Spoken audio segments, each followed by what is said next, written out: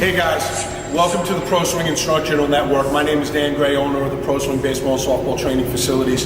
I'm joined today by Senior Baseball Instructor and Program Director John Candelaire and LJ Mazzilli, former UConn standout 4th round draft pick of the New York Mets, currently on the AAA roster for Las Vegas.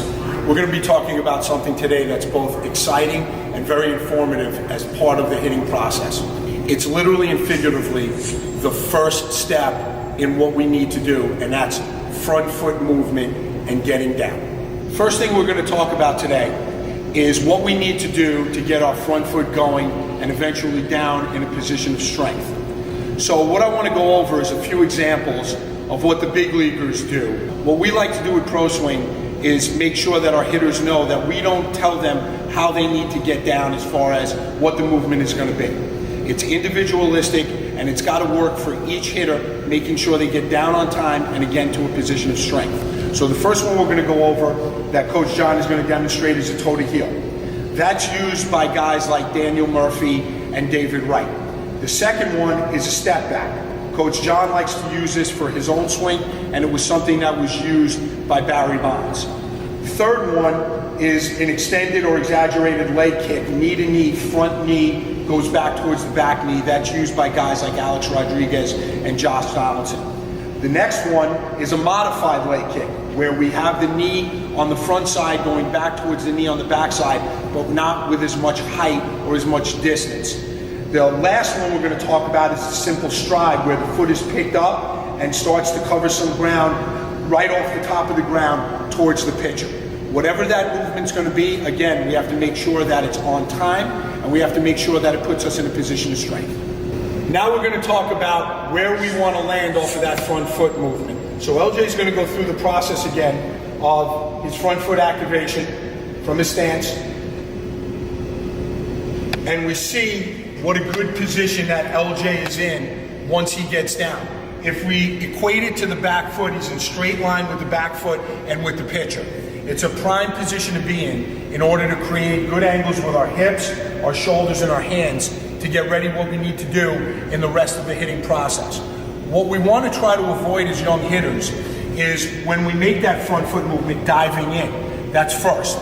Because when we dive in like that, we basically take our hip angle and we cut it off. So we're not going to be able to use the rotational forces and maximize it for our hands to generate that bat speed.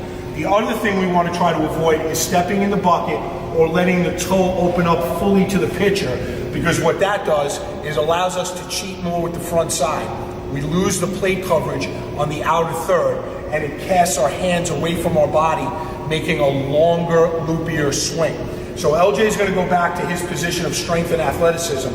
You see the weight distribution transfer there and how good it is and how he's ready to explode from that position without any wasted motion. So finally, and maybe most importantly, when do we get that front foot down? Depending on how exaggerated your front foot movement is, will be predicate on when we get started. Here's what we don't want to do.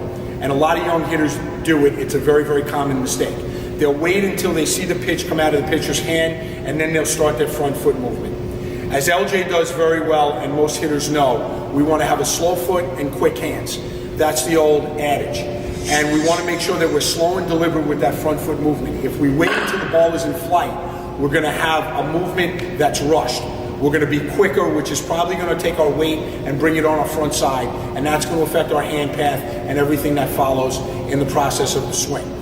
We want to make sure that we get down on time. If we get down late, again, we're going to rush. If we get down too early, then we're breaking the swing into parts.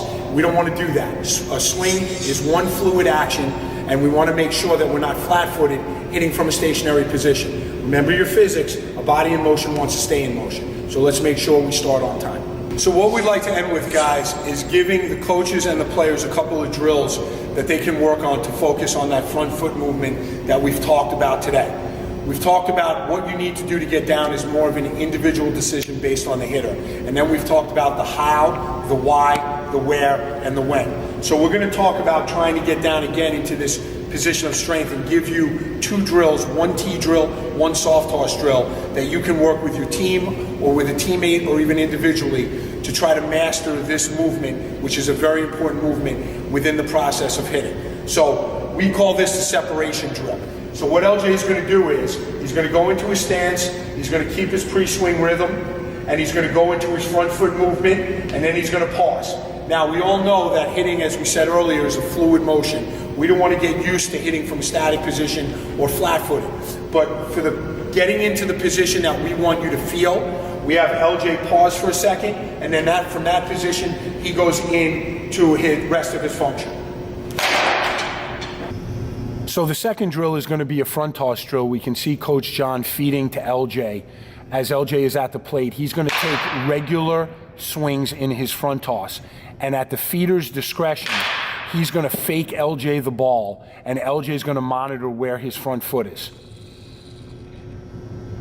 We hope you enjoyed our video today, but more importantly, we hope you learned something